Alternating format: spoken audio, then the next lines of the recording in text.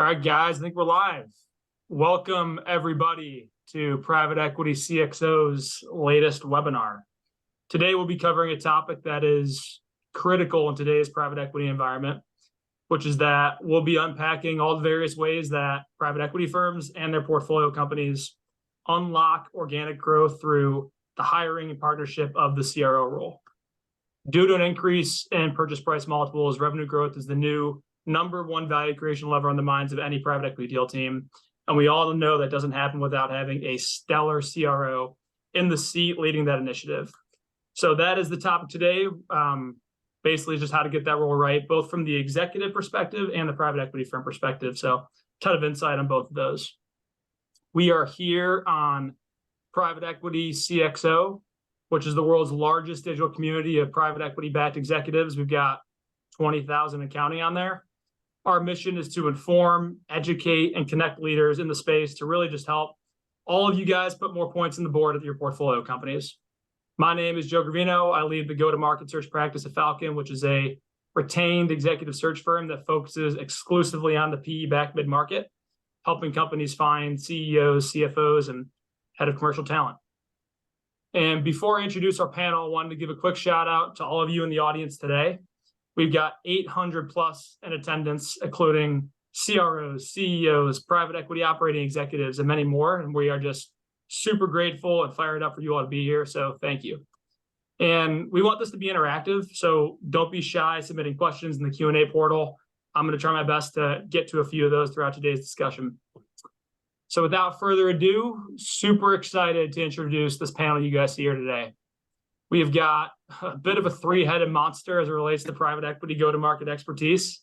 I think what each of our panelists have in common is that they're all former VPs of sales CROs who have sat in many of your shoes, but now are all made the transition to working for private equity firms as operating partners.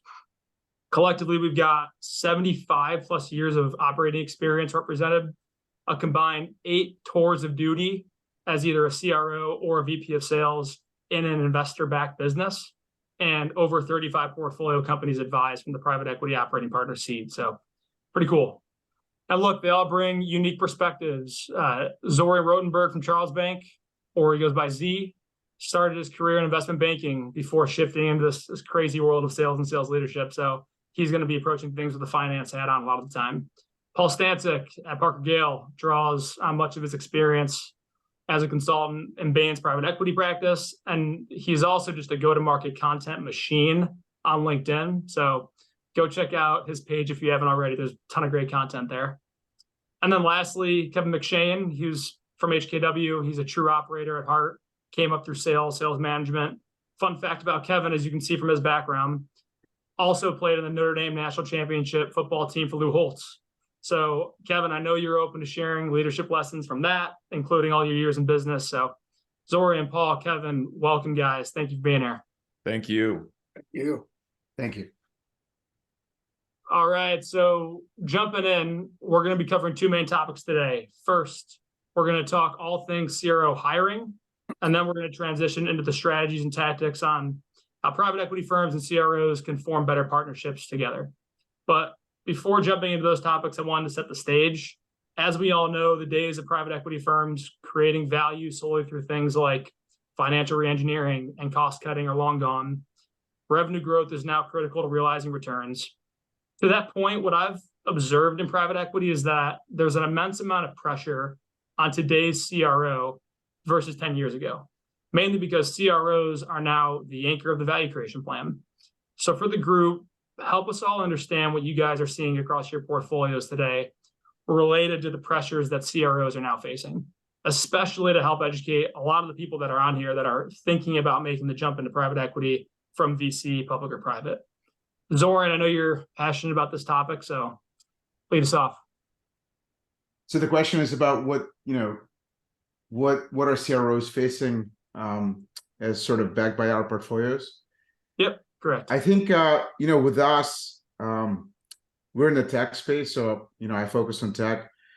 A lot of our CROs, they have extensive experience in growing lower middle market companies, from about, $20 to $100 million. Their focus is very similar to what they had before. So I would say that not much of a difference than what you otherwise see or have seen in the prior years. I think the bigger issue in private equity overarchingly, not relating just to our CROs, but actually to funds, and I think I wanted to set that as a context, is really that there has been a very significant change in the past few years. So as a context for CROs, in the period from roughly 1980 to 2020, 40-year period, there has been a decline in interest rate of roughly like 2,000 basis point. And in the past 18 months, it's been an increase, and interest rates are so high for private equity firms today that it's much harder to boost your return through the typical sort of private equity playbook of using debt and kind of low interest debt to beef up that return. And when it relates to CROs, what that means is that economic growth due to the environment is potentially slower, profit margins are eroding, there's thus pressure to increase revenue growth, but capital efficiently, not sort of throwing money at the headcount and the problem. And I think that has a very significant effect on CROs because they're being pressured to do more with less, but very capital efficiently. By the way, the interest rate environment, we're seeing that in the past 18 months as interest rates are continuously increasing and probably will not be declining anytime soon, is that also the buyers of our portfolio companies may not have sort of the same ability as they did before in raising debt to acquire companies, right? And they expect more. So everything I've said to summarize puts a lot more pressure on CROs to deliver more with less and capital efficiently. Yeah, no doubt. Paul, Kevin, anything else to add? Yeah, I like that Z went right to the macroeconomic because he's much better armed to cover that topic than I am. But I part of the reason I'm excited for this session today is the three of us all kind of invest in the same zip code, right? These sort of emerging tech companies.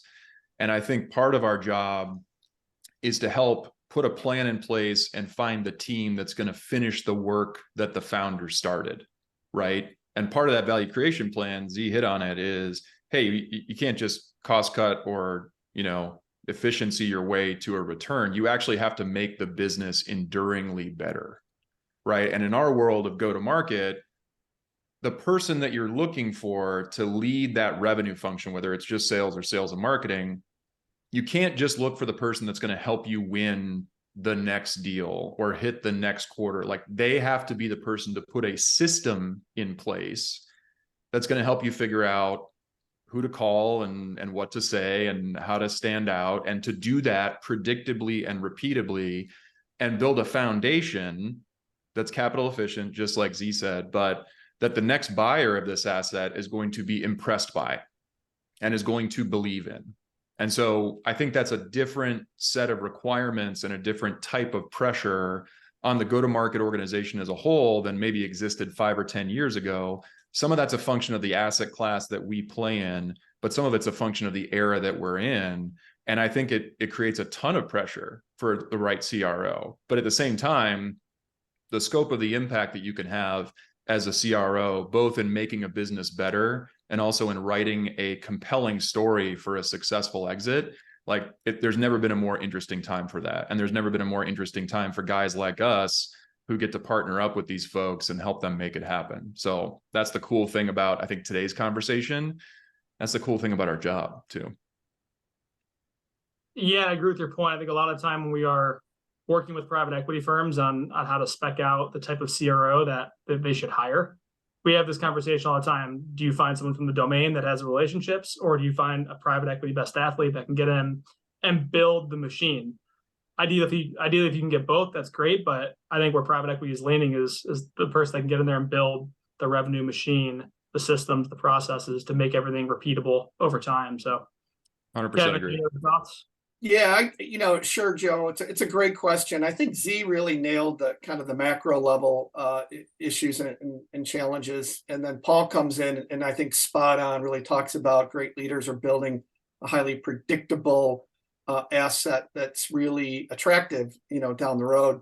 So in our firm, our fund, it's tech exclusive. And the decisions that, selecting whether it's a chief revenue officer or even a CEO and any other chief executive roles, these are the most consequential decisions that will determine the fate of any team, company, and organizations. And Joe knows this. I must admit, I'm pretty fond of a saying that the U.S. Navy SEALs have. And they say there are no bad teams, only bad leaders. Yeah. And the biggest challenge, I think, in terms of the change for a sales executive, a sales chief, a CRO, is that the scope expectations have dramatically increased and changed for this persona. So in our fund, we ask our leaders, whether it's, again, the CRO or the CEO, to what we call solve a bigger problem. So typically the founder has run the company with this very narrow perspective on what the tech does, what it solves for, and who they sell to. So our expectations and the advice I'd give to an incoming sales executive, sales chief, is think about solving a bigger problem. That's re-examining the product market fit, expanding the ideal customer persona, and then ultimately authoring a new value proposition. Because what we really care about, I know Z would agree, and I know Paula agrees, that year one, we're looking for that sales chief to double, triple the average deal size. We're looking to decrease that sales cycle, increase the conversion rates, winning percentages, and ultimately that year one achieve sales productivity targets. So I think that's the biggest thing that we're asking our CROs and VP sales and sales chiefs is really solve a bigger problem going forward. Joe, I want to chime in also. Totally agree with Paul and Kevin. There's another quick thing I wanted to chime in on. So you mentioned about selecting the right CRO and kind of the CRO characteristics or right fit would be, something that comes to mind, like what would make someone a good fit. Knowing that you have an audience of private equity teams and also CROs, I wanted to make a sort of integrated point that, for each stage, there are different fit CROs. So for example, and I think, Kevin, Paul, and I are all focused on kind of lower middle market, companies, but we'd say 20 to 100 million in revenue, give or take, right?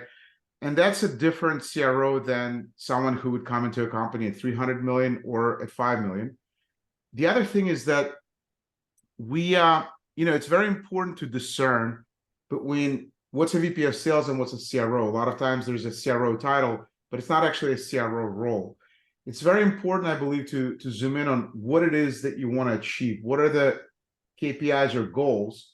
Then link that to the responsibilities.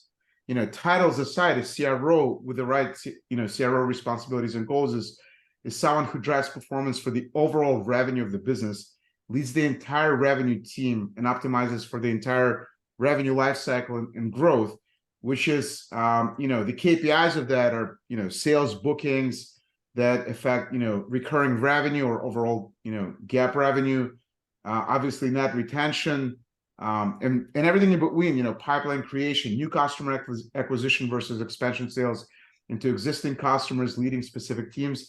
It's really critical to have a person with that right fit. And in private equity, that's someone who has a lot more experience in larger deal sizes as well as middle market, plus not only new logo acquisition or new customer acquisition, but also understanding expansion sale to existing customers. In a world of earlier stage companies, that's very different. Sometimes it's all about new business, and that's it. So it's very important to understand the difference between a title and a role. First, understand, sort of start with the end in mind. What goals are you trying to achieve? And if it's the entire revenue, then it's a real CRO role, not just the title. One other point from a macro and PE perspective that I want to throw in is that, as I was saying earlier, the game in private equity is changing a little bit or shifting. And Paul said something important. You can only add so much value through efficiency or cost cutting or optimizing sort of in a financial perspective for the company's capital structure. So today, growing revenue is much more important as a value creation driver than possibly ever before. And revenue affects your margins, your gross margins. That, more revenue growth, more sales and revenue growth gives you more cash for private equity companies to pay down their debt, and also for add-on acquisitions, which is a big part of private equity motion and strategy. Furthermore, more revenue and more sales increases your EBITDA. That ultimately expands your multiple. That's multiple expansion, and gets you to a much better exit. So revenue growth and go-to-market focus and having great CROs for us in private equity today is the most important number one value creation lever. That's why we're all here talking about it, Z. So I couldn't agree more. Yeah, I think that's back to your point on CRO versus VP of sales. It's a conversation we have to have with a lot of our clients as well that are buying founder-led businesses. And if you get a $10 million ARR company that has nothing by way of, really anything on the sales and marketing front, do you need a CRO who's highly paid? Or is it more, okay, let's get into VP of sales, a VP of marketing who can build out their respective functions, and then from there hire a CRO on top of that, unless the VP of sales or VP of marketing emerge as the person to lead the full go-to-market. So I definitely agree. There's definitely some nuance there. But shifting gears now into the CRO hiring conversation, we all know revenue growth doesn't happen without having the right CRO on the bus. And when you need to turn over a CRO, it is costly, it's painful for any portfolio company. So I would love to hear from each of you on just how you approach CRO hiring and retention. Both are important to avoid turnover with your portfolio companies. Paul, start with you. Yeah, we're pretty open on our philosophy on hiring. If you Google Parker Gale hiring handbook, the secret sauce is not so secret. It's all out there on the internet. When it comes to CROs or just go-to-market leadership positions in general, I would put VP of sales and CMO in the same bucket. Where I see teams make mistakes, or when they look back at hires that they thought would do great and were not so great, they tend to fall down in the hiring process in a couple different places. One is just starting with knowing what you want. What you want to avoid is saying, we have an empty box in our org chart in the CRO position, we're going to go get one. And then you end up with a CRO from central casting, as I call it, right? Each of these positions, they all have the same title. If Z and Kevin and I talked about, the hires we have to make in the next few years in our portfolio, they're all going to have the same thing on their business card. They are very different jobs with very different requirements and very different sequences of priorities, right? So I think most job descriptions absolutely suck. Like there's this sort of dog's breakfast of all of the things that you might be asked to do and all the requirements that you might have in your past. There are very few people that approach the CRO hiring process with a kind of jobs to be done framework. Like if we fast forwarded and I'm hiring Joe as my CRO, welcome to the interview process, Joe. If we fast forwarded 12 months into your tenure, what are the things that the business absolutely needs you to finish or diagnose or figure out for us? That should form the backbone of the job description that you write. And that should form the backbone of the hiring process that you implement to filter out the people that would be a good fit. So I would say start by writing a better job description and start by reflecting future forward of what do you need this person to do? It's a very basic question. Most people never take the time to answer it. And then I think the second thing is, like, I approach hiring in terms of two types of problems.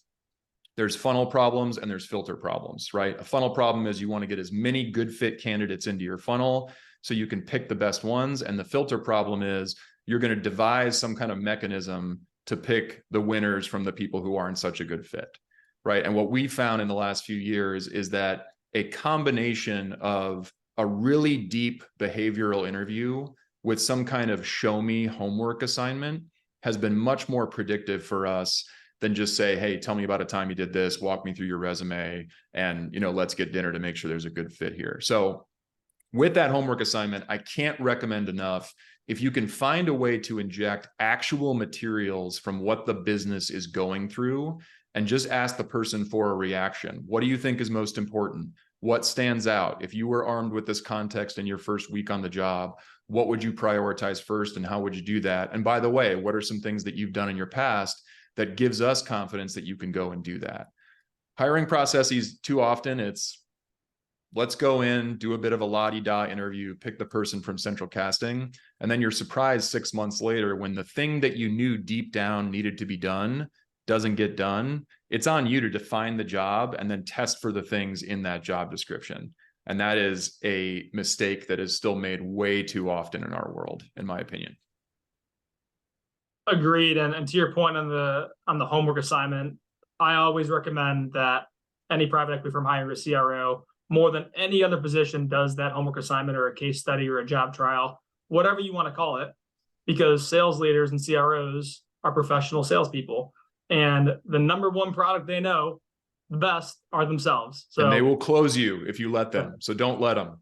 Exactly. So we're always in the business of having them show us and pick the best one from there. So I appreciate it. Z, Kevin. Yeah, I'll just jump just because I love kind of Paul's coaching and guidance there. I think it's spot on. So I think everybody should really kind of take heed with the roadmap he just kind of laid out. So we look for a couple of specific attributes in our leaders. We want our leaders to build great culture. It's exactly what you said, Joe. In these, if it's 10 million in ARR, 20 million, 30 million, they're a little bit more kind of early stage. There's a lot of building to be done. And it really starts with great leaders that can create great culture. Joe knows this. I'm fond of this particular quote that I'll share. On any team, in any organization, all responsibility for success and failure rests with the leader. The leader must own everything and everything in his or her world. There's no one else to blame. The leader must acknowledge mistakes, admit failure, take ownership of the team, and develop a plan to win.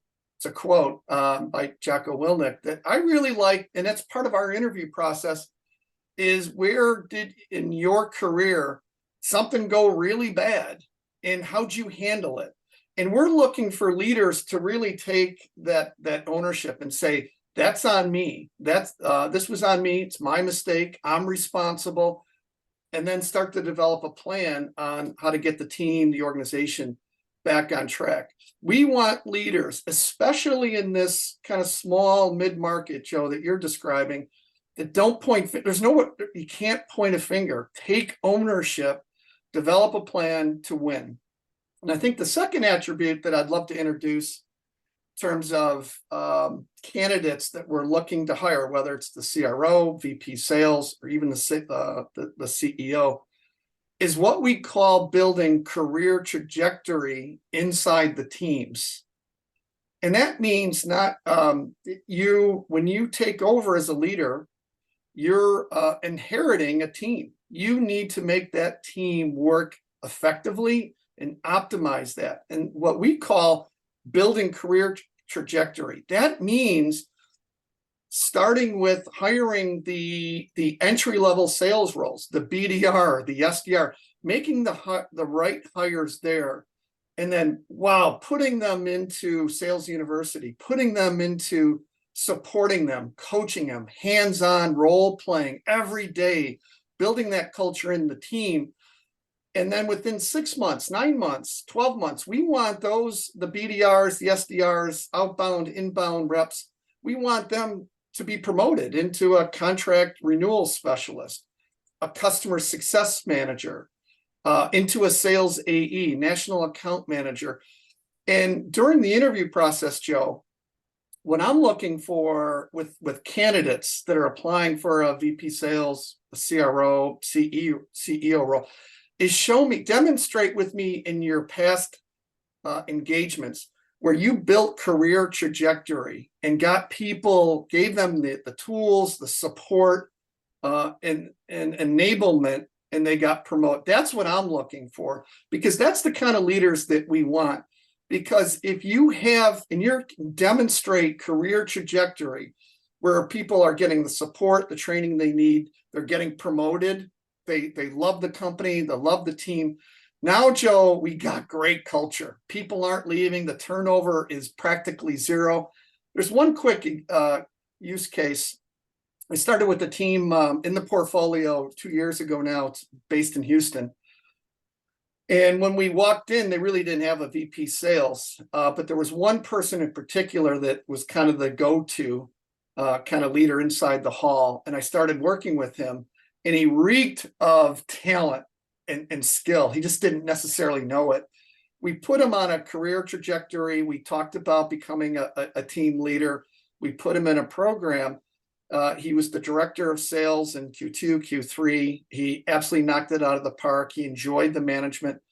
And then a year later, post-investment, a year later, he was announced as the VP sales. The VP sales of a private equity-backed high-growth tech company down in Texas. Now think about what that does to the morale inside that building.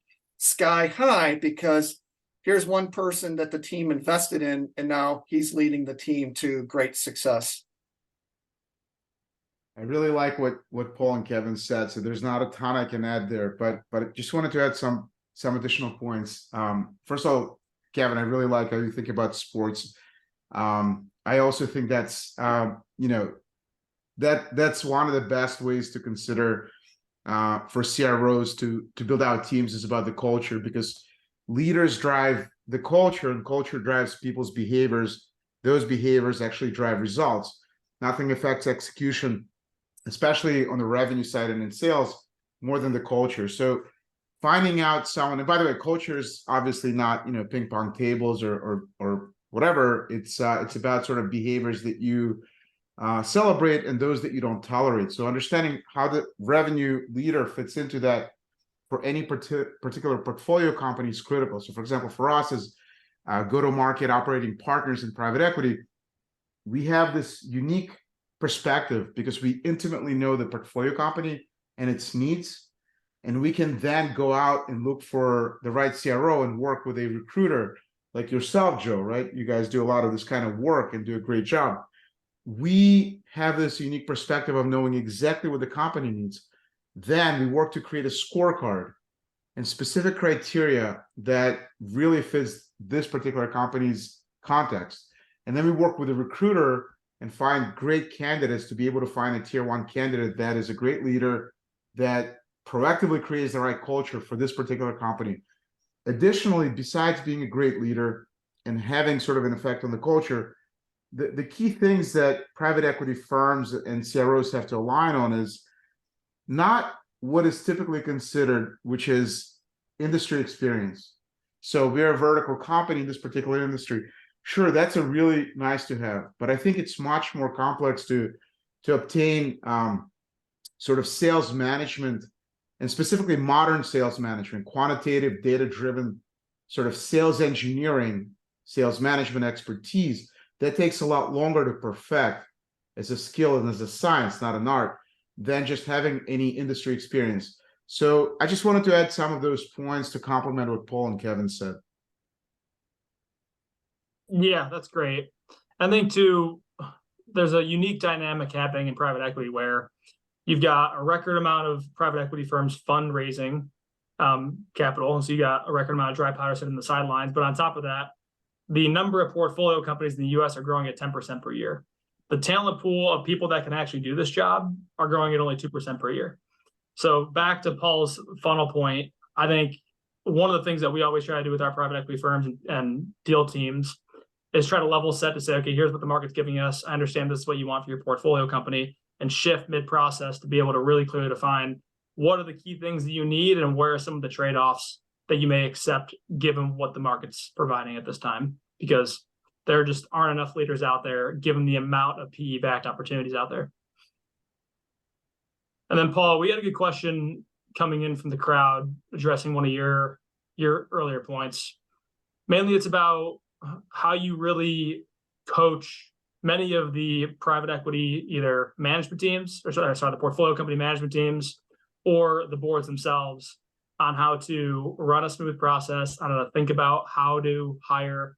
Because there's obviously, what we see many times, I'm sure you guys do as well, there's a lot of misalignment there. When you get a misalignment from a CEO to you to the rest of the board, that's when things start to fall apart. When there's alignment across the board, it's great and the searches go really smooth. But how do you guys go about achieving that?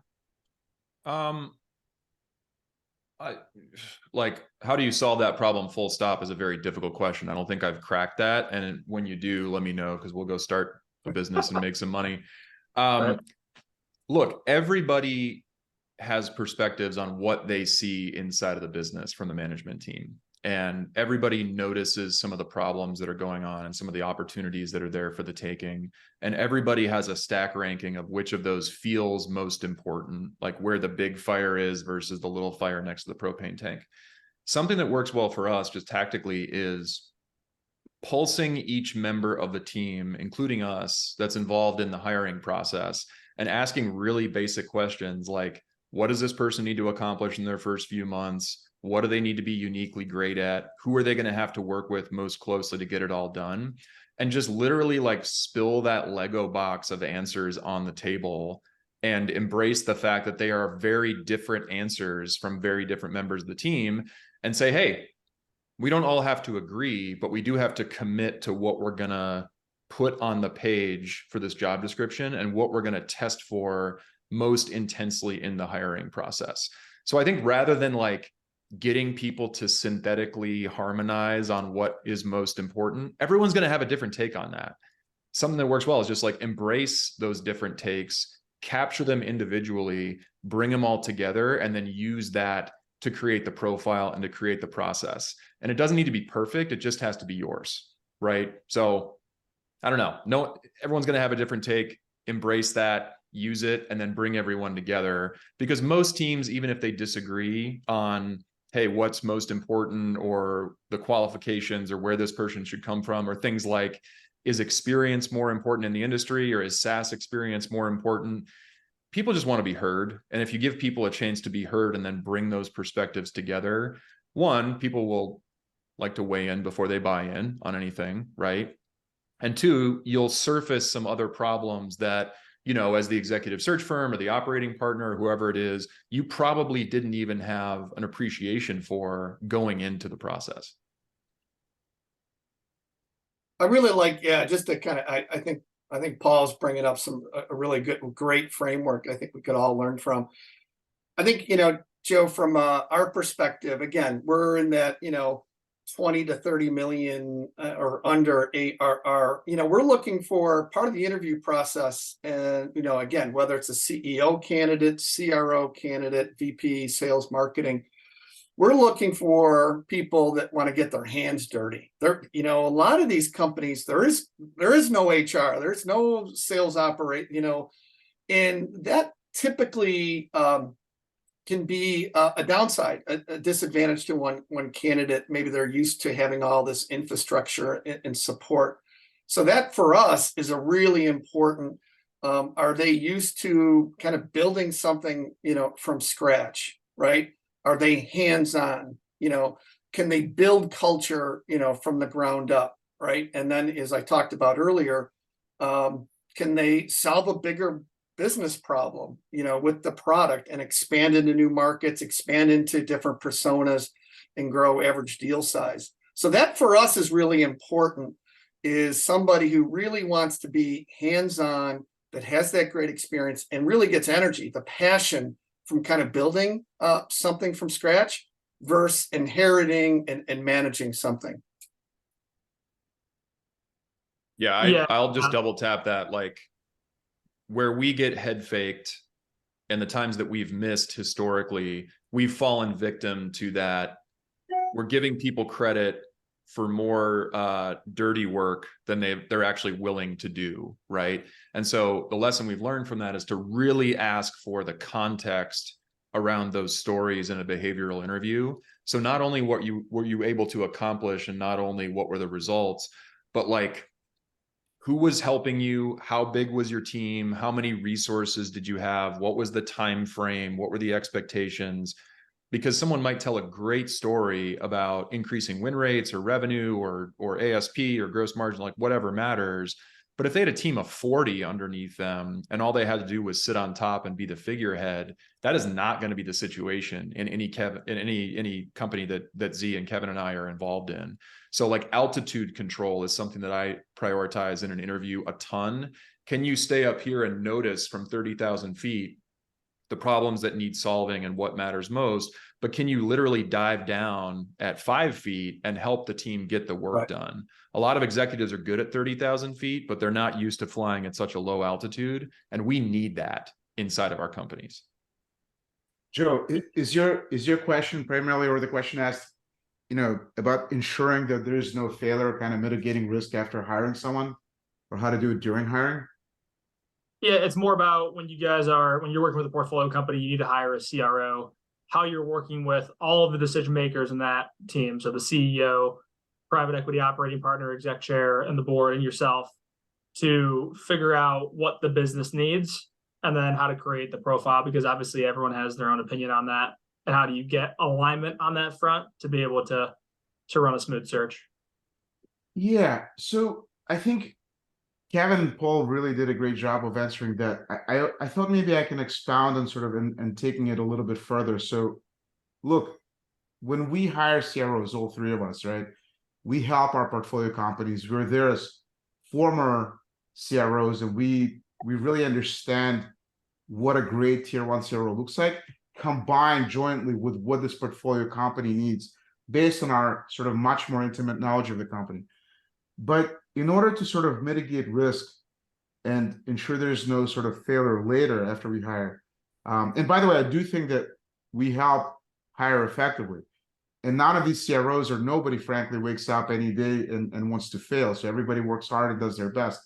But what we also do on our side as go-to-market operating partners is maintaining consistent contact and touch points. Sometimes I have calls that our CROs ask me to do weekly with them. I don't force them to that, right? But we go through their priorities and we serve as sounding boards to our CROs to ensure that the alignment and the execution is done effectively all throughout, the whole period or the ownership of the portfolio company. So there's much more that happens after we recruit the CRO.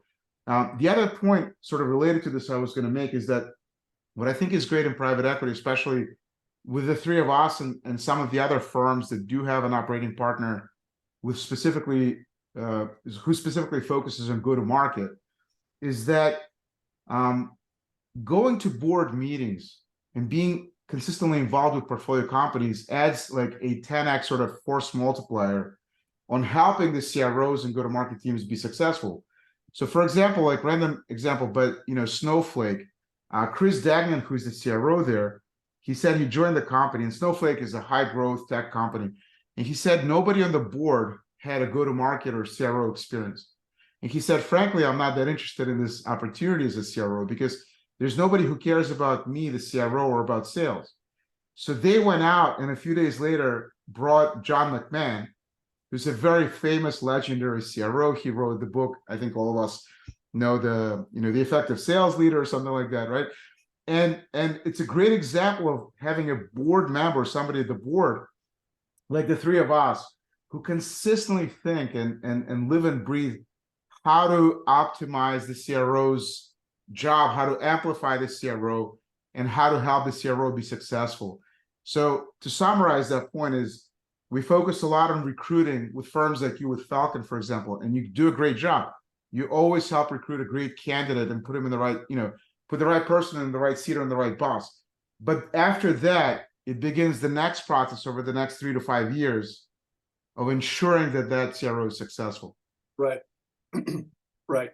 I just real quick, Joe, if you don't mind, Z's exactly right. If I'm a candidate for a CRO position or even a CEO position in a portfolio company, Z's exactly right. What I'm interested in is learning what's the support structure that I'll have in terms of, whether it's the operating partner representing the portfolio, maybe it's the board members. I think Z's exactly right. It's that support structure because, good leaders are coachable, right? That's, to us, the number one attribute, whether it's the chief revenue officer, the CEO, or the sales AE, we want people who are coachable. And that to us is really probably one of the most important attributes. And if, to Z's point, if there's a CRO candidate and he or she is asking about the support structure that they will have in terms of coaching and developing, that would be really important for us, and a good indicator that's the right person who's going to be open to coaching during his or her tenure at the helm. Yeah, and it pays the test for that. Like Kevin, I couldn't agree more. Like I've totally started prioritizing that quality, call it coachability or whatever you want to call it, way more in interviews, this year versus a few years ago. Like lack of self-awareness is poison, and the antidote is reflection and review. Like I want to know that people are not only open to that, but that they have a process and a habit and almost like a ritual around getting feedback, knowing what their blind spots are, and accepting help from the outside, right? Paul, and just real quick, Joe, Paul, one of the leading attributes for the portcos who are overperforming is that leadership team is highly, highly coachable. Amen. Yep. We see the same thing. Yep. Yeah, and something that we focus on in all of our interview processes too. You have to know your audience. You're working with private equity. Most private equity firms in today's day and age that also hire someone like yourselves who's an operating partner focused on go-to-market, you have to be open. You have to have the low ego, the self-esteem to say, you know what, I've done this before, but I understand that I'm doing it in a portfolio that likes to do things a certain way. I've got a great resource that wants to help me, and I'm vulnerable enough to accept the help and then just try to execute your way around all of that. So yeah, I think anyone that loves the hands-off private equity firm that checks in quarterly, maybe if that, I think the days of that are long gone. But by the way, sorry, go ahead. No, go for it. I was just going to say on that note, it's one of the sort of challenges of a role of being an operating partner in a private equity firm. You're not supposed to actually push or tell your portfolio executives what to do, right?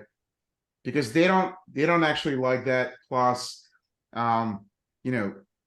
there's less accountability if you do that. So there's a bit of an art to being pulled in and being a coach. And Kevin and Paul really know how difficult that is, being a coach, but not by actually telling, but sort of understanding and listening.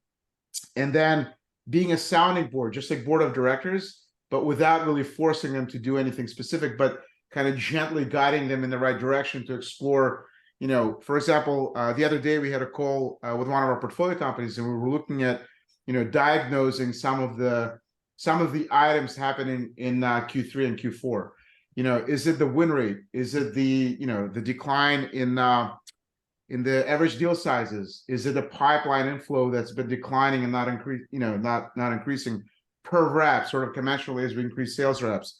Or is the sales cycle extending because the pipeline mix was many larger deals versus smaller deals, and the larger deals almost necessarily have longer sales cycles? And you cannot actually point out and say, you did this or that, and you should have done this or that, right?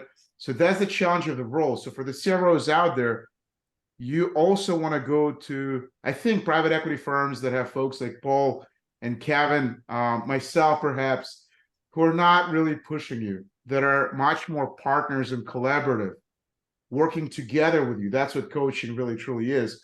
And they're serving as their sounding board between the investment teams and the portfolio company. And that's rare. Never mind the fact that it's also rare in private equity to have an operating partner exclusively focused on go-to-market. I think, Joe, you may know this better than me, but that's kind of a new thing. A lot of private equity firms don't have that. And I think CROs who see someone like a Kevin or Paul or me there, probably, I'm being maybe a little promotional to us here, right? Should be seeking out to do business with us because we can really, truly move the needle for them. Yeah, it's definitely a newer role in private equity over the last 5 years. It's very similar to the head of human capital, the head of talent role 10 years ago, where every private equity firm started to figure out, hiring matters and building leadership teams lead to growth at portfolio companies. Let's hire someone like that. Now revenue growth is the new number one value creation lever, as we all talked about. So you're going to start to see a shift of a lot of private equity firms bringing in people like yourselves who are former CROs who can now work with portfolio companies to make sure that, you know, there's good discipline on the go-to-market side. I think a lot of private equity firms are still figuring out how to spec that out, how to hire once they hire, how to use that person best effectively, whether it's at one portfolio company or systematic all their portfolio companies. So it'll depend, and the role will shape how it's shaped over the next 10, 15 years. But yeah, it's definitely a newer role. There's probably only 50 private equity firms out there that I at least know of that have the role. And then just to help out our CROs in the audience, when a CRO is interviewing for a PE-backed role, what are some of the questions they should be asking in diligence? And then also, what are some of the red flags that when they hear these or start to pick up on these, they should start to run for the hills and not pursue that CRO role? Kevin, why don't you kick us off? Sure. I think the basics, and I'd imagine Paul and Z kind of have the same, I think the basics would be, what's the original investment thesis, right? That's an easy one. What's the exit timeline? What's the hold period? Is it 3? Is it 5 years? Is it 7? If I were a candidate interviewing with the team for a CRO role, really where I dig in is, what are the challenges facing the organization? What are the market challenges, the competition, product? When you look at the growth rate, deal size, all the metrics, sales productivity, what are the challenges? Because what I would want to do is go in eyes wide open, day one, knowing the challenges. I don't want to be surprised. And I think that's part of a really good interview process. I think the red flag, again, we're looking for great leaders that, yep, there's some macro headwinds, there's some micro, right? Not everything's perfect. We want leaders to go that are going in eyes wide open, but want to embrace the challenge. Hey, this is a company, it's slow growth. It goes into this market sector, and hey, it's 10 million in ARR. We want it to be 30 million in ARR. We're looking for leaders that want that challenge, and the ones that are kind of cautious and, oh my gosh, these are the headwinds, macro level. That's not going to be a great fit. We're looking for leaders who are just by default aggressive and want to take on that challenge. Yeah, what we always look for is this concept of disdain for losing. They just hate losing in the market. They have to constantly look around them, learn from all the losses, right, constantly figure out where in the business that needs improving, and then go fix it. That's the beauty of private equity, is just finding what needs to be fixed and then prioritizing how to go out and fix it. That's how value creation happens. So yeah, we love CROs and sales leaders that are wired like that. So to the point of, this question of what should CROs be asking of private equity firms as they're being hired, right? Was that the question? Yep. Yeah. So I would say, totally agree with Kevin. I would say it's very important to have good chemistry with the board, and folks who are, at the private equity firm who'll be working with you, not just the CEO for whom you're working at the company, or the team that's on the executive team with whom you have to be aligned. It's very important to get to know everyone, right? So I've helped recruit a couple of CROs and various VPs and go-to-market team members at various portfolio companies in the past year alone. Was helping also recruit one of the CEOs who's very commercially minded. And it's very important to know those who are asking more about you and about the board and trying to understand what will be sort of the outcome working together for them, right? Because ultimately you could be really successful, very experienced, but if you don't align really well, personally and professionally, that's a real risk.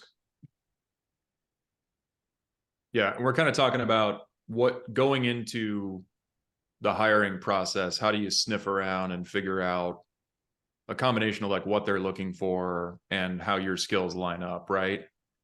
So like, I don't know, I'm on a bit of a jobs to be done kick, and I've had a lot of caffeine, so I'll go back to that framework. Like, what is the job you are being hired to do? And don't say CRO, because that's not the answer. Like, what is the job you are being hired to do? I think there's like 3 of them. There are probably more, but are you being hired to figure it out? Are you being hired to fix it up? Are you being hired to scale it up? Like, those are 3 very simple phrases, but they are 3 very different flavors of a CRO. And that would dictate a very different agenda in your first 6 months. So one of the things that I coach people to do, and this is not backfired yet, but I can't make a perfect promise, is if you're going into a job, a CRO interview, I think you should rewrite the job description and show it to them. And say something like, I've done a little research on you guys, where you are at in terms of your age and stage and just what the business does. I've picked up some context from conversations with the leadership team. I actually think this is what you're looking for. How did I do? And all I know is that I'm wrong, right? I have never had that. For people who've taken that advice and done it, I've never had it backfire. It's always led to a really interesting conversation. And about 75% of the time, the hiring team will come back and say, this is actually way better than what we put together. So thank you. So you've just flipped the interview process on your head. But like that idea of asking the questions and doing the homework that you need to do to figure it out. If it is a figure it out CRO job, you are coming in, maybe it's founder-led sales until this point, and you need to establish a go-to-market motion. So you need to create a hypothesis about how you're going to go find your next 100 customers and build that from scratch. That's very different from a fix-it-up situation where maybe you have a team of 10 sellers. We kind of know that half of them aren't going to make it, and we kind of think that we might not have the right ICP, but there's some goodness there that we want to build on, versus scale it up. Like, hey, we've gotten from 10 to 30 in ARR. It's going really fast. It's a little bit uncomfortably fast in terms of the growth.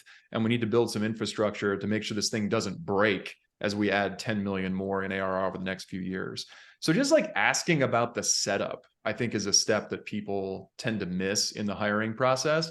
And especially for a senior leadership position, like you're taking a bet on a good chunk of your career with this position. You have complete permission to ask those questions about what's actually going on. And if you had to put it in one of these 3 buckets, which one is it? And then the second piece is like, what are the red flags? I think, I've written a little bit on how to make a career decision. I think it comes down to purpose, mastery, and autonomy. Like, are you going to be on a journey that means something to you? Can you get better at something that you're that's important to you? And are you going to have a chance to have some agency in that journey? Can you figure out that the boat should go this way instead of the other way? That's a good thing to ask about. And then like, is there a plan you can beat? I think the good news is we're kind of past this age, at least in our world, of like, hey, yeah, we're going to grow 100% year over year and we'll figure out how to make that happen. But I like, ask about the budget. Ask about what is the number that you're supposed to meet in your first 2 years. How many reps do you have? How many resources do you have? What's already working? And how much of an inflection point are you being hired to create? Because you're not looking for, something easy, but you are looking for something achievable. And again, you have complete permission to ask questions about what type of situation you're stepping into and what type of inflection you're being hired to go catalyze. A lot of people skip that step, and I think that's a mistake.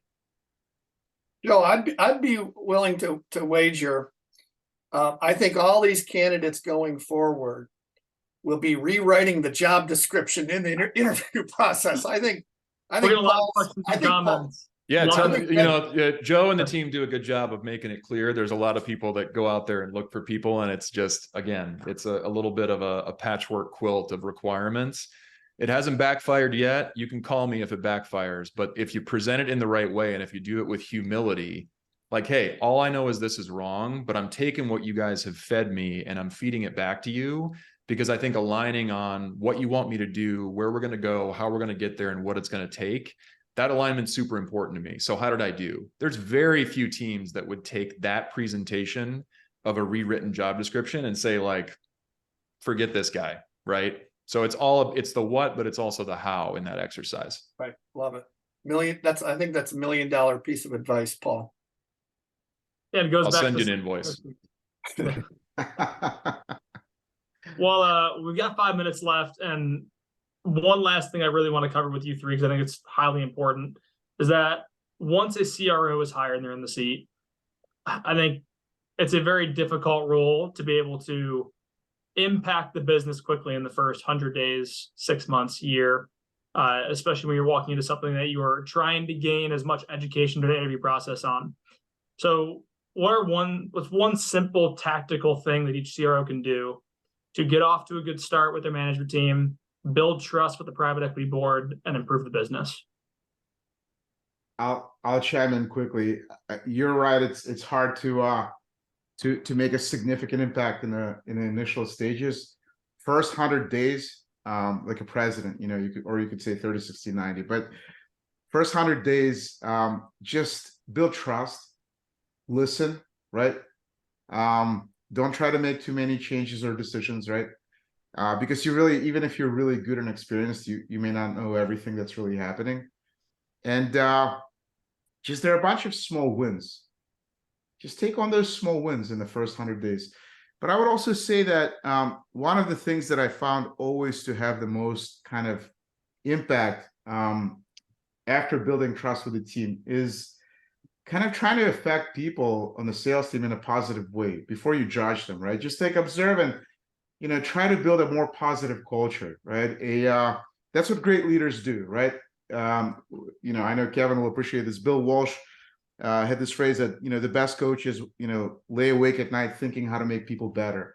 Just how do you make people better? How do you become like this servant leader with low-hanging fruits?